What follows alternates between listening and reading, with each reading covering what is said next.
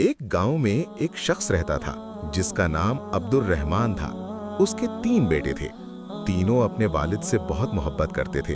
अब्दुल रहमान भी अपने बेटों से बहुत मोहब्बत करता था। एक मर्तबा अब्दुल रहमान ने अपने बेटों को बुलाया और उन्हें एक एक सेब दिया और कहा, इस सेब को ऐसी जगह जाकर खाना जहां तुम्हें कोई भी न देख रहा हो। जो ऐसा करने में कामयाब हो गया मैं उसे इनाम दूंगा। तीनों बेटों ने वालिद को अल्लाह हाफिज कहकर और उनसे दुआएं लेकर घर से निकल गए। तीनों भाई अलग अलग सिमतों में चल दिए। पहला बेटा शहर से दूर एक सुनसान जगह गया। उसने सोचा, यहां मुझे कोई नहीं देख रहा।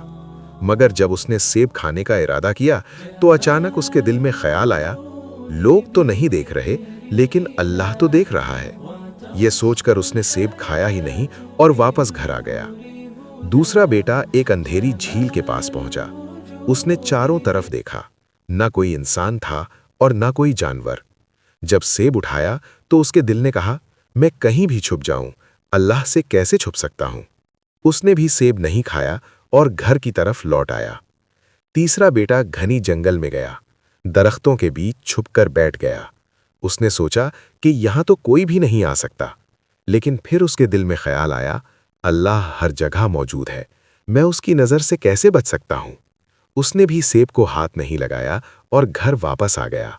जब तीनों भाई वापस आए तो अब्दुल रहमान ने पूछा, तुम में से किसी ने सेब खाया?